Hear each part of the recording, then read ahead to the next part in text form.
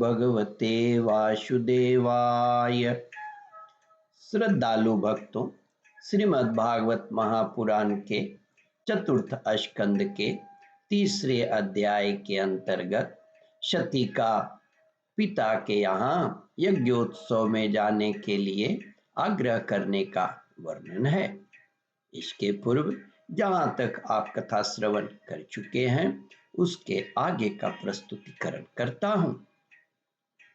श्री मैत्रेय जी कहते हैं, विदुर जी, प्रिया सती जी के इस प्रकार प्रार्थना करने पर अपने आत्मियों का प्रिय करने वाले भगवान शंकर को दक्ष प्रजापति के उन मर्मभेदी दुर्वचन रूप बाणों का स्मरण हो आया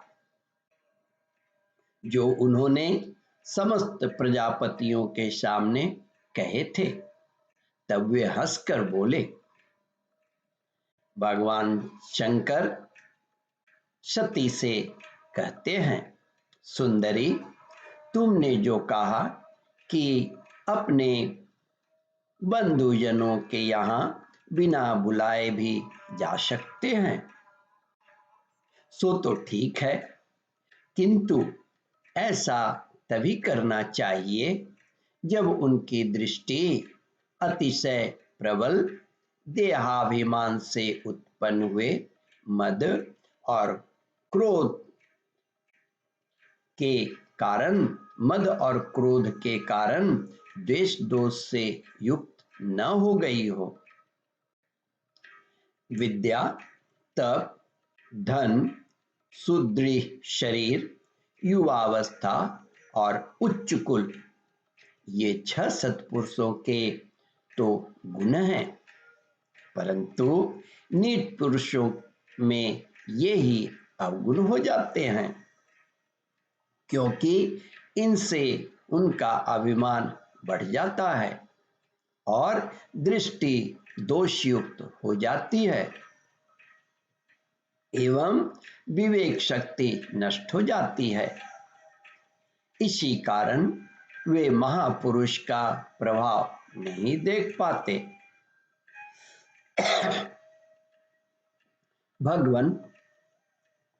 भगवान शंकर ने कहा, सुंदरी, इसी से जो अपने यहाँ आए हुए पुरुषों को कुटिल बुद्धि से भौं चढ़ाकर रोष भरी दृष्टि से देखते हैं, उन अव्यवस्थित चित्त लोगों के यहाँ यह हमारा बांधव है ऐसा समझकर कभी नहीं जाना चाहिए। देवी, शत्रुओं के बाणों से बिंध जाने पर भी ऐसा व्यथा नहीं होती जैसे अपने कुटिल बुद्धि स्वजनों के कुटिल वचनों से होती है, क्योंकि बाणों से शरीर छिन्न भिन्न हो जाने पर तो शरीर जैसे तैसे निद्रा का समय पार हो जाता है, किंतु कुवाक्यों से मर्म स्थान विद हो जाने पर तो मनुष्य हृदय की पीड़ा से दिन रात बेचैन रहता है। सुंदरी, अवश्य ही मैं यह जानता हूं कि तुम परमोन्नति को प्राप्त हुई दक्ष प्रजापति को अपनी कन्याओं में सबसे अधिक प्रिय हो, तथापि मेरी आश्रिता होने के कारण तुम्हें अपने पिता से मान नहीं मिलेगा, क्योंकि वे मुझसे बहुत जलते हैं। भगवान शंकर ने कहा, सुमध्य में जीव की चित्तवृत्ति के साक्षी अहंकार शून्य महापुरुषों की समृद्धि को देखकर जिसके हृदय में संताप और इंद्रियों में व्यथा होती है, वह पुरुष उनके पद को तो सुगमता से प्राप्त कर नहीं सकते। बस दैत्यगण जैसे बस दैत्यगण जैसे श्री हरि से द्वेष मानते हैं, वैसे ही उनसे कूदता रहता है। तुम कह सकती हो कि आपने प्रजापतियों की सभा में उनका आदर क्यों नहीं किया। सो ये सम्मुख जाना, नम्रता दिखाना, प्रणाम करना आदि क्रियाएं जो लोक व्यवहार में परस्पर की जाती है, तत्वज्ञानियों के द्वारा बहुत अच्छे ढंग से की जाती है, बहुत अच्छे ढंग से की जाती है।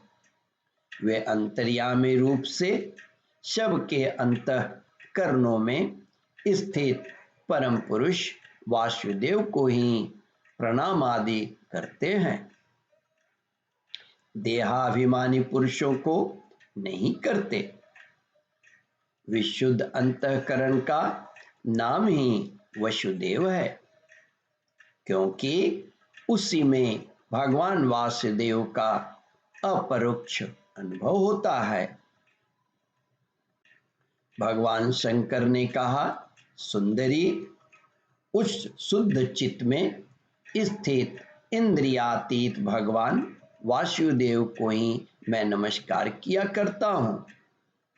इसलिए प्रिय, जिसने प्रजापतियों के यज्ञ में मेरे द्वारा कोई अपराध न होने पर भी मेरा कटु वाक्य से तिरस्कार किया था, वह दक्ष यद्यपि तुम्हारे शरीर को उत्पन्न करने वाला पिता है, तो भी मेरा शत्रु होने के कारण तुम्हें उसे अथवा उसके अनुयायियों को देखने का विचार भी नहीं करना चाहिए। यदि तुम मेरी बात न मानकर वहां जाओगे तो तुम्हारे लिए अच्छा न होगा, क्योंकि सब किसी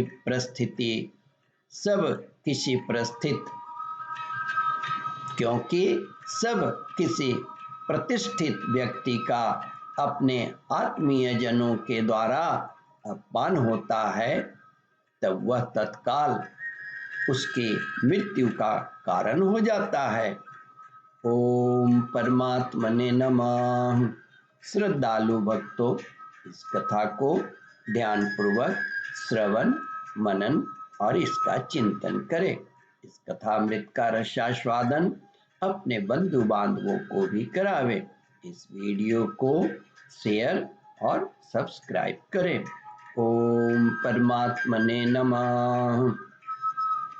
श्रद्धालु भक्तों, यहाँ पर तीसरा अध्याय समाप्त होता है।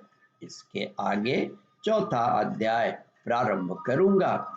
ओम नमो भगवते वासुदेवाय।